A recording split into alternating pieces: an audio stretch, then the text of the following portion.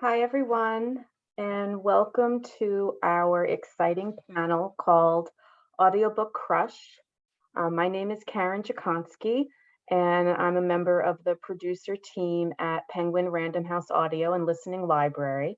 I've been looking forward to this panel all day, but before we get started, I just wanted to share a few housekeeping notes with you all. Just so you know, this event is being recorded and it will be available on PRH Audio's YouTube channel. You can submit your questions to the Q&A function at the bottom of the Zoom. And also, we'd love to hear where you're all based. So if you want to share that information, we'd love to just give you a shout out. And you can follow Penguin Random House Audio at PRH Audio. I'm really thrilled to welcome our four panelists, and I'll just spend a couple of minutes introducing each one. Katharine McGee. Katharine, if you want to turn on your camera. Katharine McGee is, hi there, Katharine. She's the New York Times bestselling author of the American Royals series and the 1000th Floor trilogy. She studied English and French Lit at Princeton University and has an MBA from Stanford. She lives in her hometown of Houston, Texas with her husband and son. You can visit her online at katharinemcgee.com and follow her at Katharine McGee. The narrator of Katharine's audiobooks is Brittany Pressley, and Brittany can pop on too. Brittany is an audiophile magazine Earphones Award-winning narrator. She's also an accomplished singer, songwriter, and voice actress. Her voice can be heard on national and international TV and radio commercials, as well as in several animated series and video games. Brittany, I think I know you pretty well, but I had no idea you were also a singer and a songwriter. Yeah, that was I started in acting and then I moved to music, and then the merging of enjoying being in the studio recording led me back to acting and audiobooks. Oh my gosh, we'll get back to that in a little bit. Okay, also thrilled to introduce author Jennifer Yen. Hi, Jennifer. So nice to meet you. Jennifer is a Taiwanese American author who spends her days healing hearts and her nights writing about love, family, and the power of acceptance. Jennifer believes in the magic of one's imagination and hopes her stories will bring joy and inspiration to readers. Welcome, Jennifer. And I am also thrilled to introduce Annie Q, who I've never met with. So Annie, so nice to meet you in person right now. I'll tell you a little bit about Annie, everyone. She's best known for her portrayal of Christine in HBO's The Leftovers and Sophie Hicks in Netflix's Alex Strangelove. She appeared as Erica Yang in the School Spirit installment of Hulu's anthology series Into the Dark, where she starred as the first Asian American lead in Blumhouse production history. On stage, Annie began her career by playing the title role in Tony Award-winning playwright David Henry Wong's Golden Child at the Signature Theater. And Annie grew up between Beijing and New York City and is fluent in Mandarin and English. She's currently playing Juliet Tan on the CW's Kung Fu. Welcome to everyone, and thank you so much for joining us here. I just wanted to check the chat and see where everyone's calling from New Jersey, Arizona. This is great. Welcome, everybody. I think you can really tell by, I'm sorry, I was just gonna say, I think you can really tell by the bio which one of us is the introvert. Sorry, which one of you is what? The introvert. Like my bio is like this. You know what though? There's a lot there, Jennifer, that I would love to discuss. Like, how do you spend your days? What do you do during the day? Healing hearts. I'm a child and adolescent psychiatrist. Oh, well, there you go. I mean, I'm sure that is like just amazing fuel for your writing too, right? I was kind of looking up different romance tropes today, and I wanted to ask you all what your favorite one is. Mine is definitely the enemy who turns into, you know, the boyfriend or the husband. kind of like Darcy and Elizabeth Bennet. But Jennifer, do you have a favorite trope that you kind of were drawn to initially? I mean, I think enemies to lovers is definitely a trope. I mean, that's what my first book, A Taste for Love, is all about. It's a modern kind of twist retelling of Pride and Prejudice. So I think that makes perfect sense. But I honestly, I think, especially as a bookworm and a semi-retired fanfic writer, I guess, because I can't really say that I'm forever going to be a retired fanfic writer. I honestly love all the tropes. If I can write one into every story, I would.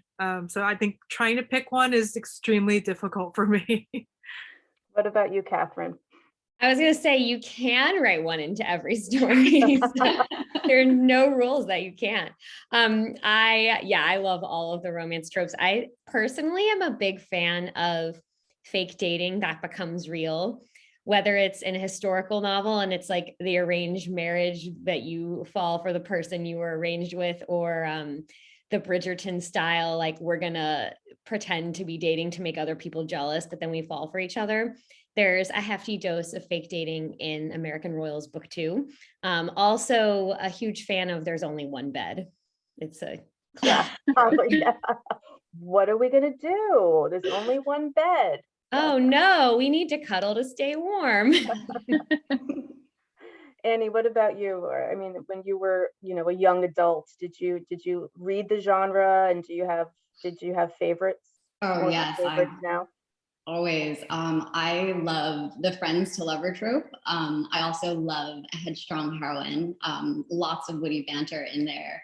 I feel like even with like a really engrossing romantic arc, which we all love, I still need like the female protagonist to be just clever and funny and complicated, and to have her own ambitions and friendships outside of the relationship as well.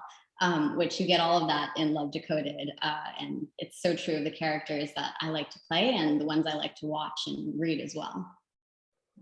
Thank you. Brittany, anything to add?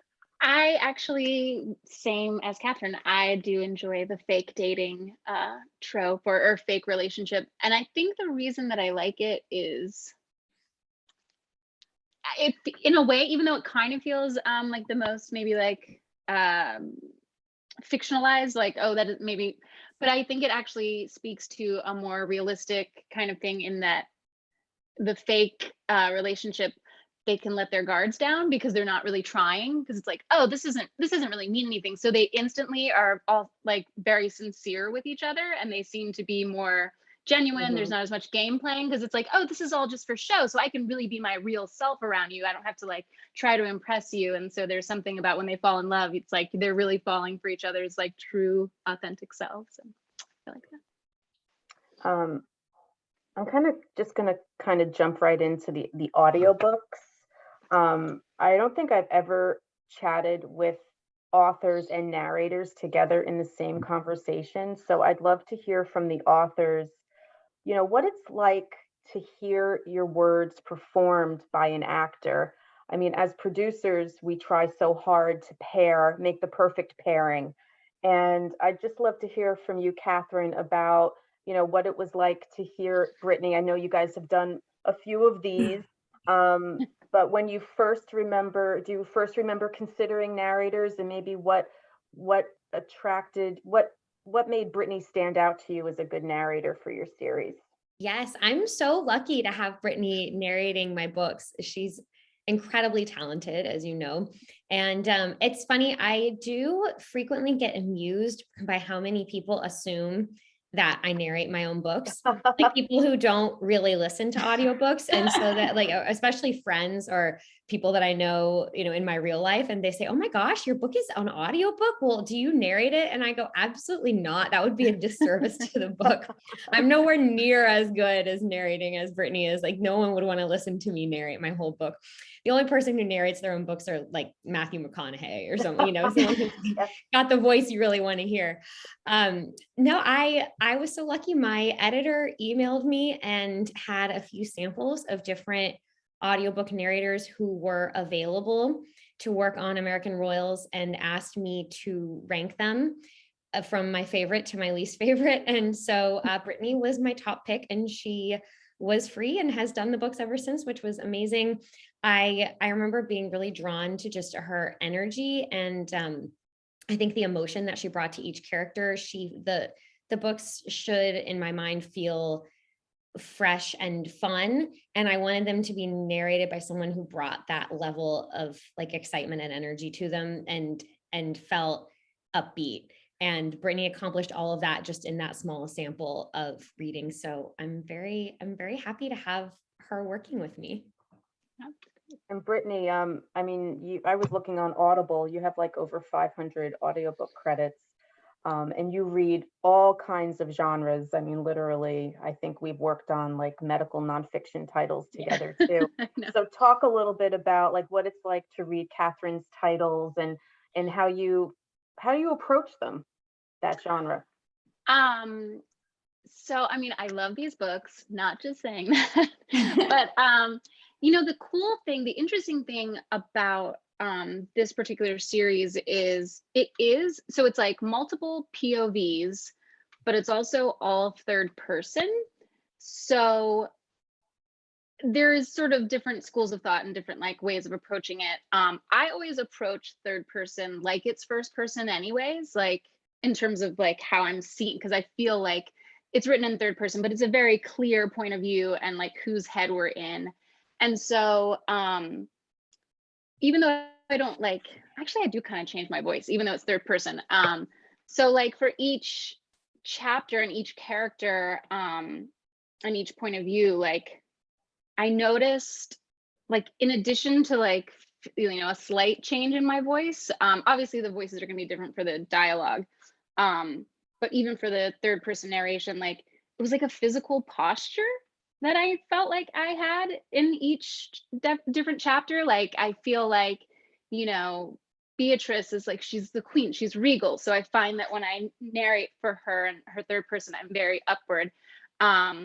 Daphne's like kind of like a little more slick. So I kind of feel like I sink down a little bit in my body as I'm like doing her character. Nina's very sweet and bright. So I feel like my eyes are very bright while I'm doing all of her stuff.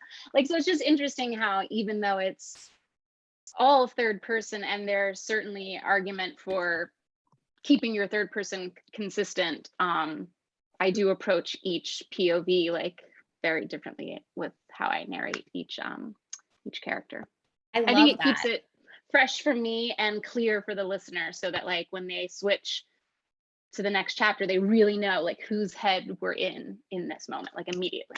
So. No, you can tell from your narration like who's talking, even if they're Yeah. not. And I totally agree. I love that you do that, because I think of the books as narrated in what my professors used to call close third person. So Mhm. even though it's not an omniscient anonymous narrator, it's a third person that slips in and out of people's thoughts without Yeah. using thought tags. It's not relevant to the audiobooks, but I always find thoughts in italics really distracting. I like hate when my copy editor always tries to make me do that. And I always push back and say, no, this is Yeah. just like, we're in close third person, and we can have the characters be thinking just in the paragraph in the text. So you know what I mean? Like Beatrice will be thinking, and the line will be something like, why was she here? ? She didn't belong at an event like this, period. And they will try to put it in italics and then write, why was she here? Beatrice thought. And I feel like it takes it out of you being really deep in the character, and you so accomplish that in your narration with, you don't need to stop every 2 seconds and be like, she thought. Right. We know it's what she thought, because we know because we're in her head. And you totally get us that with your voices. So I love how you do that. Yeah, I love how like a gesture can just like put you back into the character. Annie, does that approach sound something like what you do for an audiobook? Yeah, it's really interesting hearing, you know, Brittany's perspective on like the physical things to get into it. For me, I create a character list like the first time I'm reading through the book, and then I'll usually jot down like impressions I have of the character on that little note. Sometimes it's like a character reference. So like Anna in Love Decoded, like the first time I read her, like the thing I thought of was Ami Mizuno, Sailor Mercury, because I love Sailor Moon.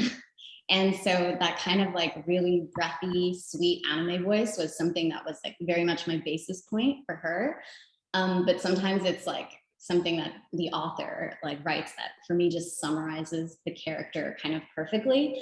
For instance, like for Great Aunt Rose, I felt like Jen wrote something hilarious about her when she was introducing her, where she's like talking about how ancient she is, even though she doesn't look like that. And she's like, you don't get served first at family dinner unless you're like really up there in age. But like you can't really tell with Aunt Rose because she does Pilates and has expensive skincare and all of this stuff. So I sort of like wrote that down. And to me, that like pretty much informed sort of her raspier tone of voice, but also the pacing at which she spoke. And because I'm sometimes like recording books on days off when I'm doing an episode, so I don't always record on consecutive days. So it's really helpful for me to like refer to those little tidbits of information that I jot down, and just sort of like the physical stuff, like it gets me right back into the character's mindset, and it just helps with consistency. And Jen, can you talk a little bit about how you feel about your audiobooks, and also just in general about Love Decoded? I'd love to hear about the genesis of that story for you, and what was that idea that had you kind of launch into the writing of it? Sure. Well, I think Love Decoded is technically a standalone, but it is in the same universe as my first debut, A Taste for Love, and they were both originally always intended to be Jane Austen retellings, but in a very culturally relevant way, in an Asian American diaspora kind of experience, mixed in with modernizing some of the themes, because I think part of what drew me to Jane Austen was, besides the fact that obviously she's an amazing writer, and we love her stories and the way that she kind of brought the social awareness into her romances, but also just the fact that a lot of her themes are universal, which is the reason why it stood the test of time. And so I wanted to obviously bring my own twist to it, because we've seen a lot of amazing and spectacular retellings by now, by authors who are incredibly talented. And so I had to make sure that whatever I brought was different. And so I brought the cultural aspect into it. But Love Decoded, I think, partly was it, it is meant to be an Emma retelling. So those of my readers who have read Emma, are familiar with the story, will see the themes kind of come through. Obviously, I do throw a few twists in there and change a few characters up slightly, merge a few, separate a few.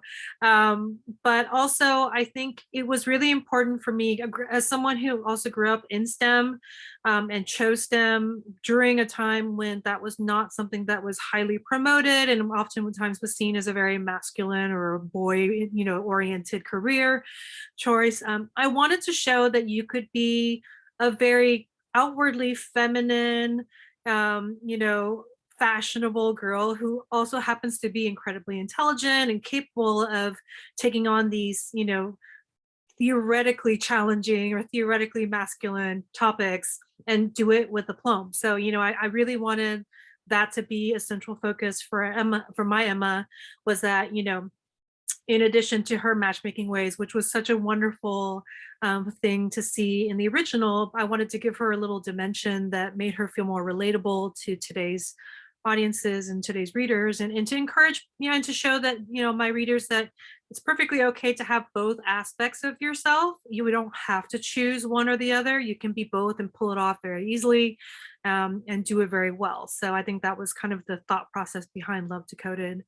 And obviously I said it in New York because where else would we have someone like Gigi Wong located except for in New York? That's just like the perfect setting.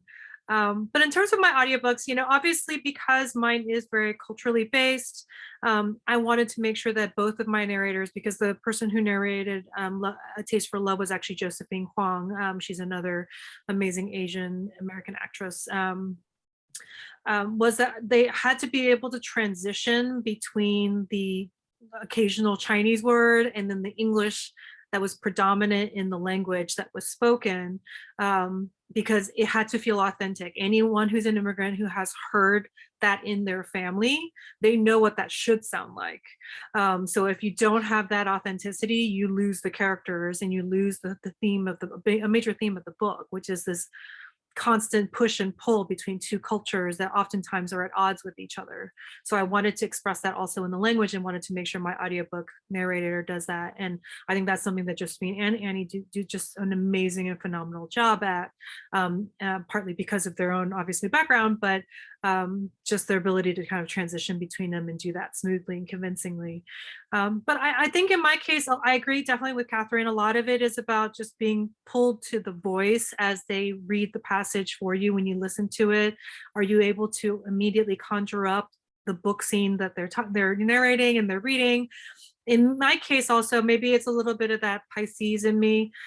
I went off a lot with vibes as well. When I heard Annie's voice, I heard Gigi in my head. So that was how I knew for sure, because, we also got other samples. They were all wonderful auditions, but Annie's was the one that kind of immediately Gigi popped into my mind the minute I heard her voice. And so that's essentially how I made that decision. She had this very youthful, like, vibrance to her, but also that playfulness that I really wanted Gigi to have. That's very hard to emulate if you don't naturally have it as part of your voice. Yeah, we love when that happens as producers, where when we're reading a book and we think right away, oh wow, Annie would be great, Brittany would be great. Let's hope the author feels the same way. It's almost like something magical that happens when authors come back and they say, wow, that's exactly how I heard my characters. Sometimes, they don't agree, and we dig a little deeper and we hold auditions. But ultimately, the goal is always to bring their audiobooks, bring their books into the audio realm in the best possible way that really honors their writing. Annie, what Jen was saying about the language, how do you approach a book where you have to kind of move fluidly between English and another language? Like, what do you do? I've had cases where I've gotten authors and actors on the phone. I've sent clips to authors as we're recording just so they can sign off and say, yes, this is it. But how do you approach that kind of work? Totally. Well, so I am a product of two cultures, very much also, like Gigi. And for me, it's like I grew up between Beijing and New York. So Mandarin was actually my first language and English was actually my second language. So if it's American and Chinese, I'm covered for the most part.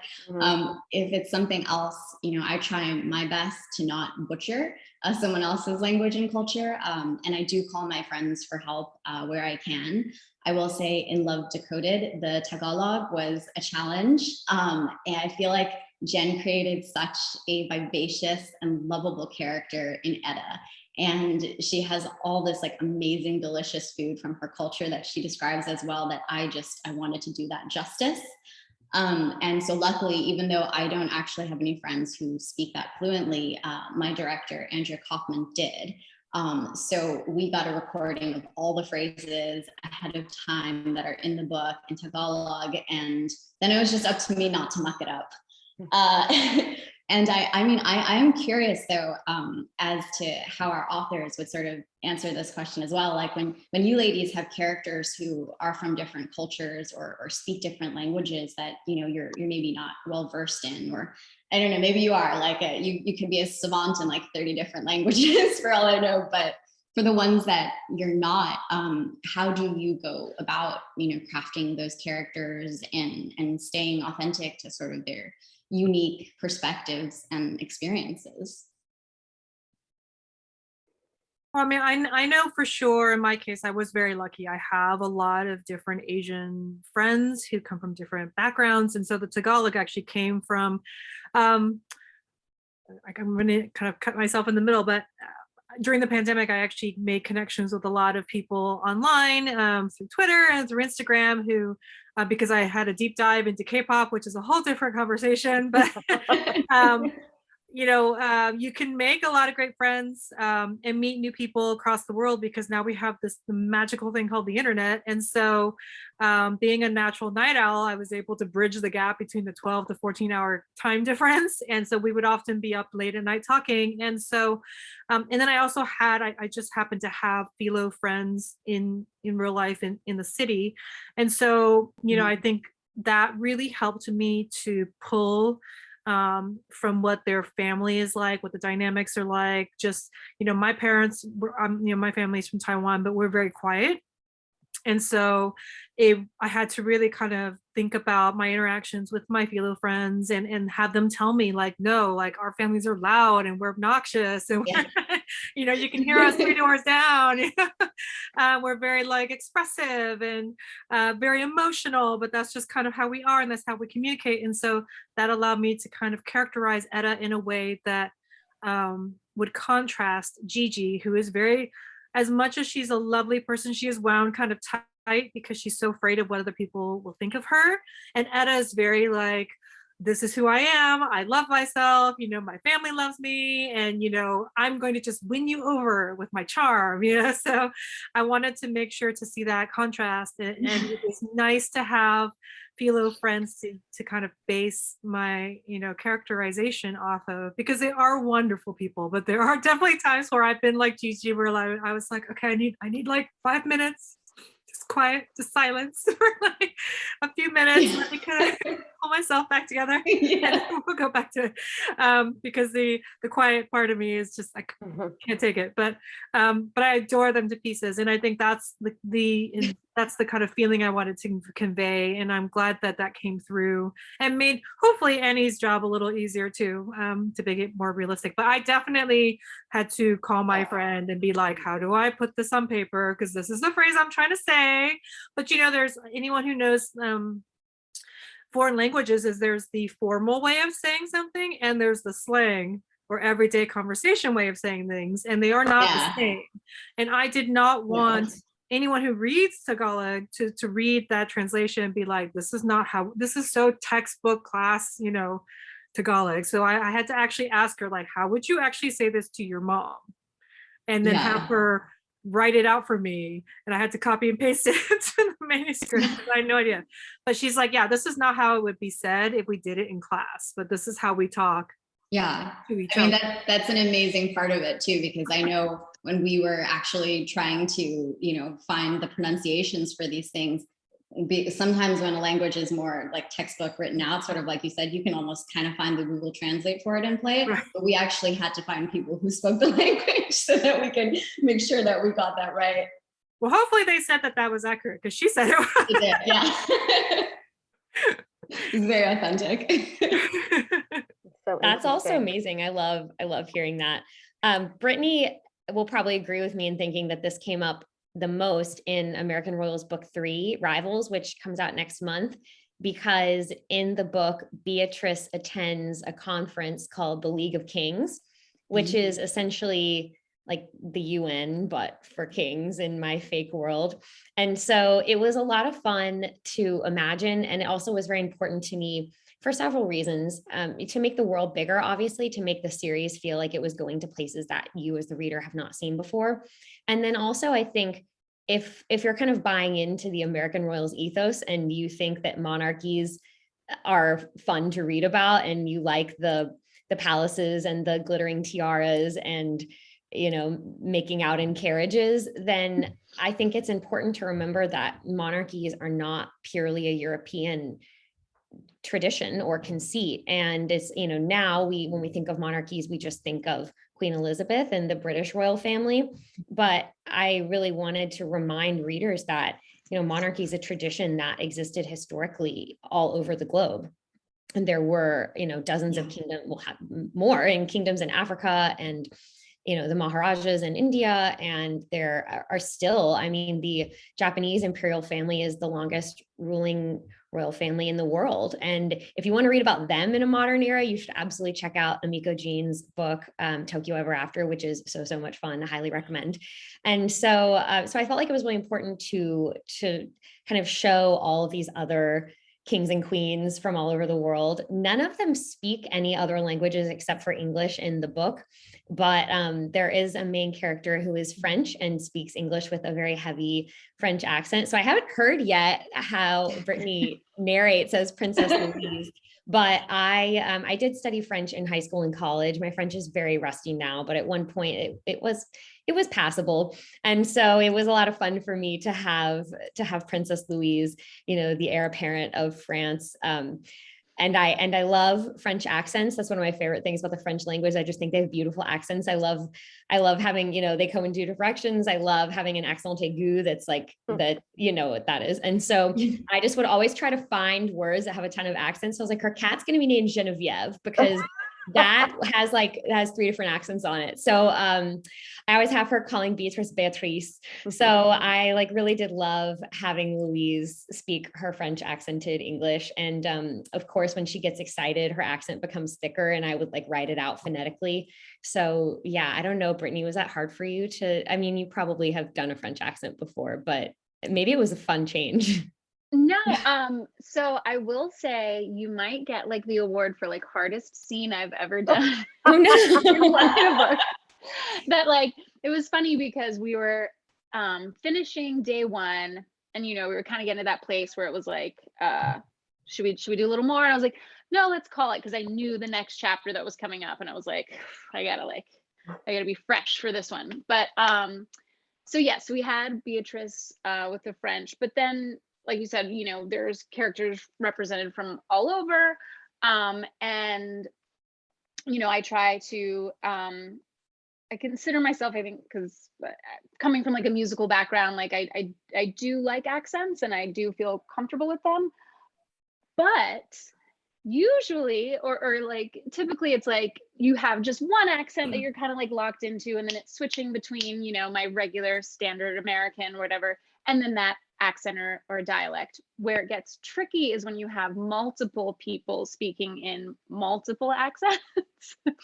So, and usually I pride myself on being able to flip back and forth character wise without much to keep that natural conversational rhythm. But it was just there was the one scene because we had and because there was characters, there was one scene where there was just a lot of back and forth dialogue between Princess Louise, who was French. We had Bharat, who was the Indian prince. We had Srivanivari from Thailand, and then we had Alexei from Russia with Beatrice. And they were because again, they're friends, and so it was they were kind of it was banter. They were sort of just teasing back and forth. So it was very casual, it wasn't serious, and it was just a real mind, because you do it and then you're I have to switch my brain, to get the thing, because it's not, especially when it's not accents that are just second, there's a handful of accents that I do that are just so second nature, I don't have to think about it. But for those that aren't, again, we talked about the posture and everything, it's you're having to I gotta change the shape of my mouth.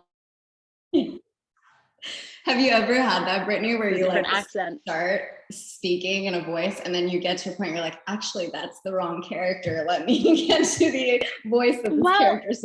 It's not so much the wrong character, but it is just that the accent somehow becomes just this mishmash of it's that's not what I'm trying to do. And I don't know if you feel this way, but sometimes I feel with accents, I just have to lock in, and they're either there or sometimes they're not. And I think also as I've done more of this work and gotten a little more confident, I feel as actors, sometimes that if you have a natural people pleaser thing in you, plus you're an actor, you're trying to it's easy to be yeah, I got it, I can do this. And you never want to make it seem like you can't do something. And that causes you to muddle through something. Whereas there were a couple of characters, there's also a German, an older German guy.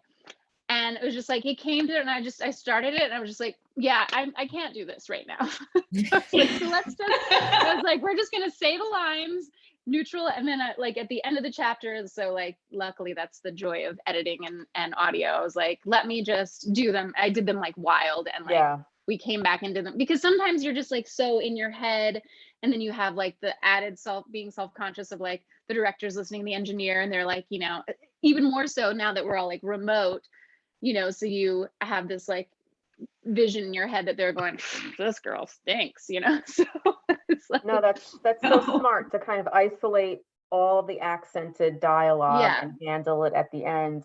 And yeah, the yes, beauty of editing is to just, you know, yeah. drop it in. Sometimes Yeah. it's like, if I'm not getting it, and then like I felt really good about my German accent, to the annoyance of my family that weekend when I insisted on speaking in a German accent all week. They're like, okay, we got it. You learned a German accent. Please stop talking like that. But yeah, like I really like to bring, you know, as much, because again, I just think it creates, you know, brings a more colorful, you know, immersive listening experience when everybody has, you know, like has the distinct dialects. Again, if you can get them, you know, good or what Yeah. have you. So, you know, you don't want to be doing something that's so bad that then it's like, then they're like, oh, I wish she had just not done anything at all. So I try to like know myself and know what I can and can't do. Man, I'm It's sorry all about fine that with hard Bella. scene.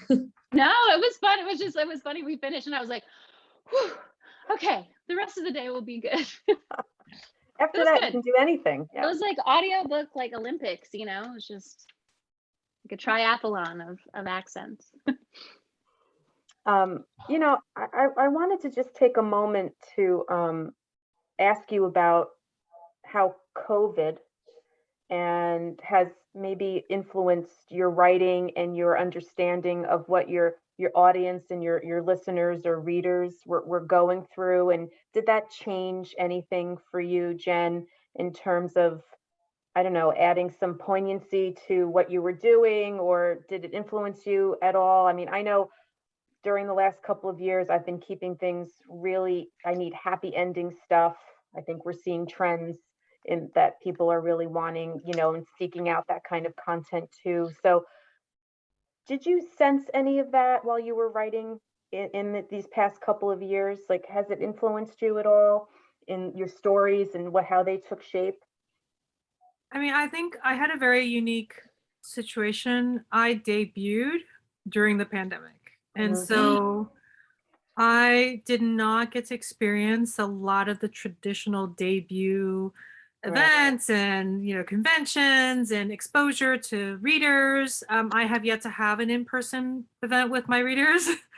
I have not had a chance to meet with any of them. I'm glad that we have social media because they've been very Yeah. sweet and they've reached out, and I'm always very appreciative when they do. But I think I felt a lot of what they felt, in the sense of I felt trapped, I felt disappointed, I felt discouraged, because, you know, I think just like we do with a big, you know, with our book we're looking really, you know, we're anticipating, we build it up in our head, right? We have this like grand idea of what we want it to be, and so if it doesn't live up to the hype, then it's very disappointing, and oftentimes can ruin, you know, at least your day, if not like more than that, if depending on how you feel. And I think writing during the pandemic was also extremely challenging because I was not able to ride the momentum of a debut experience, to kind of, because I think a lot of people talk about the sophomore book being one of the most challenging books to write, because in theory you would have ridden the high from your debut, and then, you know, it helps you to kind of force your way through the second book, because it's also the first book you're really truly writing on deadline, which is I think a big challenge for a lot of new writers. I think for me, Love Decoded came out of you know, an absolute desire to escape with my readers into something that was lighthearted and cheerful. Maybe had a, you know, a few challenges, which, you know, we want a little drama in all of our books, but not that much drama. So, but it was a struggle, because it was hard for me to write a happy ending when I was struggling myself every single day, and it was hard to write a lighthearted rom-com when you're just trying to get up every day and get, you know, go through the motions and seeing everything on the news. But I think it was, in a way, a good thing to go through, because now I know that I'm capable of creating during an extremely challenging situation. But I think also I'm hopeful that, you know, the readers will get a sense of relief and fun and a little bit of distraction while they're reading it. But I do also incorporate a little of the direct effect on what would have happened with Gigi, as an Asian American in New York during the time the pandemic hit. So there is a small mention of how one of her kind of rivals at school really took advantage of the racism aspect of pandemic and tried to hold it against her to try to gain more popularity and to cancel her out, and how that eventually played out. I didn't want to go too deep into it, not because I don't think it was important, but because I wanted to stick to the tone and the theme of the story. And I didn't want it to become a different book than I intended it for it to be, which was meant to be as a fun, relaxing, cheerful read. So, but I did feel like it was important to bring that up because it is a very real aspect of being Asian around this time, during this time. And she's not immune to it just because she's at an elite preparatory, because racism exists in all socioeconomic, situations. And so that was written intentionally with that in mind. Thank you. Katharine, do you have anything to add about your own experience? No, I completely agree that right now, and I think we're seeing that people are turning to romance more than even in past years, and just books that are uplifting and fun overall. I think young adult is performing particularly well right now, and I think a lot of that is because young adult, these are broad generalizations obviously, but young adult tends to be hopeful about the world and be optimistic, and even when the characters confront very difficult situations, even when the books have sad endings, there is always a note of optimism at the end. And I think an overarching belief that most people are good, that we can leave the world a better place than we found it, and kind of a sense of community within both the young adult reading community and the characters in the books. And I think that adult literary fiction can be really bleak at times. They're not all books, but there are certainly plenty of books within the literary fiction space that don't have that kind of tone. And I think I personally don't really want to read like a bleak, hopeless book that leaves me more depressed than when I started reading it, especially not right now. So certainly the pandemic affected that. And then I also was pregnant for the first part of the pandemic and then had a newborn. So I in particular really wanted my book to be fun. And so book 3 came out of me, trying to write with a tiny baby in the pandemic and thinking like, I just want to write something that makes me happy right now and makes the readers happy. So it is, of all my books, I feel like it's the most of just like a pure romp. It's just really, really fun. And I had a blast writing it. And I hope that everyone has a blast reading. And then Inheritance, the audiobook novella, was very similar, was just a little small project that I was very luckily approached by the audiobook team at Penguin Random House and asked to do an audio original. And I've always wanted to kind of go back and explore the events of this big night, the night of graduation, in more depth. And so this gave me the space to do that.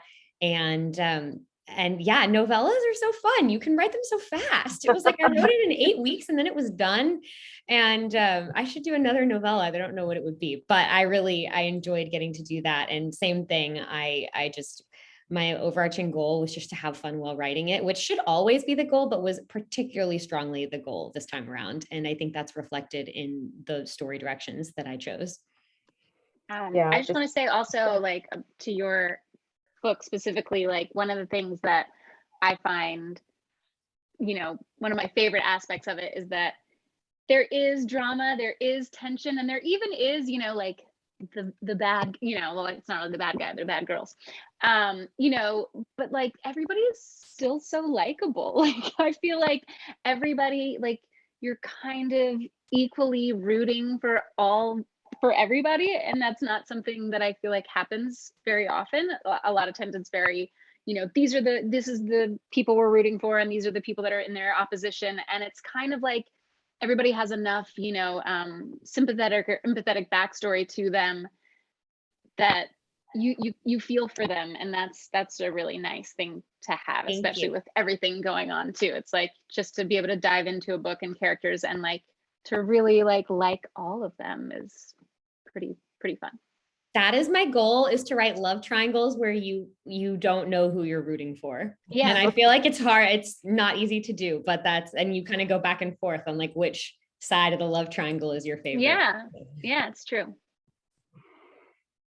Thank you all so much. I wanted to see if we had any questions from anyone who was on the call before we wrap up. Anybody? Alexis? No questions? I think it's been really interesting to hear how people create during this time, like in ideal circumstances, but also when we have so much happening in our personal lives, and also, you know, the world is so heavy. So I want to thank you all for sharing a little bit about that. Annie, you're like right in the middle of my screen, so I wanted to see, did you have anything you wanted to add, or before we say goodbye? Oh, there is one question. Hold on, Annie, I'm cutting you off. Hold on a second. I'm sorry. Let's see. From Evangelina, she was asking, how did you come up with the idea of your book? Katharine, do you want to try to take a stab at that one? Sure. So the American Royals books, in case anyone here is not familiar with them, take place in a world where America has a king and queen. And this has been a project that's been a long time in the works for me. I actually used to work in book publishing. I worked as an assistant editor of young adult fiction for 4 years in New York. And I was living in New York at the time of William and Kate's wedding. And I have always wanted to write, and I actually grew up reading a ton of historical fiction. Like, I love all the Tudor novels. I love Outlander. I love anything at Versailles. And so I always thought that I was going to write a historical fiction set in some kind of royal court where there's forbidden love. And I should have said that's also one of my favorite tropes. The guy who's forever off limits, and people kind of scheming for the throne, and like the whole, you know, tiaras and princes, and the drama of growing up knowing that you're going to inherit a throne. And then I saw how excited New York got about the royal wedding. In particular, that morning, just walking to work, it felt like one big party on the streets. You know, people were watching it on the Jumbotron of Times Square. There were like parties in bars at 6 a.m. It was, the whole city was just sort of on holiday. And I remember thinking, this isn't even our royal family, and we're so invested in this. And that led me to, you know, a sort of musing about like, what if we did have a royal family? What would it be like? And then I essentially tried to write the historical fiction novel that I've always wanted to write, but in the present day. You know, so that's why I'm always like, it's The Crown with iPhones and more drama. So it does have a touch of historical feel to it at times, which I think just comes with the trappings of monarchy. So that was when it really clicked and came together for me. Thanks. Jen, did you want to just talk a little bit about how you got the idea for your books? Sure. Well, I think I started my publishing journey kind of with the idea that I wanted to bring more characters who looked and sounded like me and came from my background into the forefront. Specifically wanting to, if at least for A Taste for Love and Love Decoded, to represent them in a story that I loved as a kid. So in romance in particular, because you don't, you know, really see as much diversity even now as, you know, although we are going towards it, but you don't see a lot of diversity, particularly when it comes to Asians. You know, I think unfortunately, a lot of us played into the model minority myth, which also made us the silent minority. So there was very little representation in media of any kind of us, particularly in romance. At least not in a non-stereotypical way. So for me, you know, A Taste for Love and Love Decoded I wanted it to be retellings with Asian American characters, specifically so that I could bring those, you know, to an audience that I know felt like I did growing up, which is, you know, I love these stories. I love the universal themes. I love the witty banter. I love the romance, but why don't I see me on the page? And so that was really what I intended to do when I wrote these books. And now I'm working on some new drafts that are going to play with fantasy, you know, and that are going to play with more romance tropes that are fun and entertaining, but really highlighting the family dynamics of an Asian family and how that often will play into it. Because unfortunately, you can't, especially I know with a lot of people of color in general, but definitely in Asian culture, you know, like your family is in your business, whether you like it or not. And so that means they're also in your love life, whether you like it or not. And so, but I think that lends itself to a lot of hilarity and a lot of drama that I think makes for a great book and a great story. So you know, hopefully I'll be able to continue to do that. But that's kind of where the idea came from, is just this internal desire to see characters like me on the page doing the exact same things that every other character gets to do, but just with that perspective that's missing, that true perspective. And I think that's also why my books are typically written in first person, because I really want my readers to understand fully what's going on in the mind of the character they're reading, because a lot of times that may be their first exposure to an Asian American character. And there is a big difference between seeing it from an third person perspective and being sitting in that mind and sitting with that personality and sitting with that character the whole book. I think it helps to unpack a lot of maybe reluctance or the lack of awareness that we're a lot more similar inside than a lot of people may not realize. But we also have these unique aspects about ourselves that can actually be very funny and very entertaining. Annie, I saw you nodding a lot. I mean, this must be resonating with you, what Jen is saying. I mean, as a performer, how do you approach a role like that, whether it's an Asian American specifically role or like just can you respond to a little bit of what Jen was talking about? Yeah, absolutely. I would say that, it's like I find it deeply satisfying to be a narrator, because it gives me the opportunity to sort of get to know my characters on a deeper level. And, I get to give a voice to the inner workings of their minds, because I do think like on screen or on stage, like I have to fill in a lot of the details myself with the scenes, and I don't necessarily get to share like every little thought that's running through the character's head with the audience.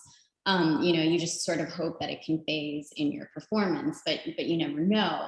And what's so refreshing about audiobooks is, you get these wonderful words from your authors to fill in the blanks for people. And, that gives me the opportunity to then tell the audience exactly how these characters are feeling and thinking the whole way through. And yeah, what Jen said really resonated with me, because when I was a kid, like I grew up partially with my grandparents. And if I ever had like a disagreement with a friend or something, my grandma would say to me, like, to walk a day in the other person's shoes. And I think that kind of empathy is really important. And, when I was little, I'd usually realize that I was probably being a little rascal and that I should apologize to my friend or try to understand where they're coming from. But I think that reading a book or listening to a book, especially from these perspectives, is probably the most surefire way to develop that empathy. Because as a reader, you're constantly being exposed to these other perspectives. So yeah, I think it's always a delight to sort of share those other perspectives like in detail with an audience, and hopefully just playing my small part in giving them a new way of thinking. Well, I want to thank all of you for this great conversation. I've really, really enjoyed it, and I hope our participants have also. It's been really great to get to know you a little bit, Katharine and Jennifer and Annie and Brittany. It's fabulous to see you. Thank you all so much, and good luck with your next projects, everybody. And thank you for joining us tonight. Yes, thank you so much for having us. Thank you. Bye-bye. Take care. Bye.